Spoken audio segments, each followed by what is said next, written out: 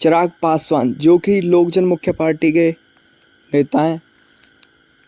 मुख्य नेता हैं, जो कि पार्टी के चिराग पासवान अब की बार चुनाव नहीं लड़ेंगे। बताया जा रहा है कि चिराग पासवान अब की बार प्रत्याशी बनकर चुनाव नहीं लड़ेंगे, बल्कि उन्होंने कहा है कि वो बिहार की हर सीट पर उनके दूसरे प्रत्याशी चुनाव लड़ेंगे, जो कि लड़ने के लिए पार्टी चुनाव तैयार है।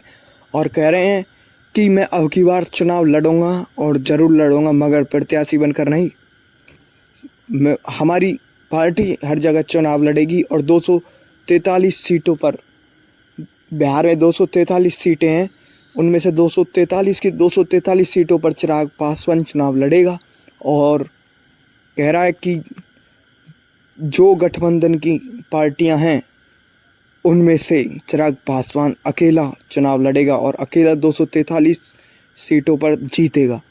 जो कह रहा है कि यहाँ की जनता मुझे जिताएगी और मैं बिहार के लिए चुनाव लड़ूंगा। उन्होंने कहा कि मैं बिहार से चुनाव नहीं लड़ूंगा, बिहार के लिए चुनाव लड़ूंगा, बिहारियों के लिए चुनाव लड़ूंगा और बिहार का विकास करूंगा, बिहार की स्थिति को सुधारूंगा।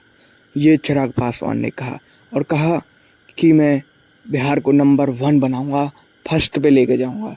जो कि उन्होंने कहा कि जो पहले नेता हो चुके हैं जिन्होंने बिहार को खोखला कर दिया है अंदर से खा कर, मैं अब की बार अपनी सरकार बनाऊंगा 243 की 243 सीटों पर और बिहार को चमका के दिखाऊंगा।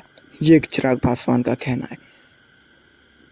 और जब ये स्टेज पर बोले तो इनकी जो टोन थी वो कुछ ऐसी थी कि जैसे कि मतलब इन्हें पूरा ओवर कॉन्फिडेंस है, जैसे ये ही बिहार में चुनाव जीतेंगे सारी सीटों पर।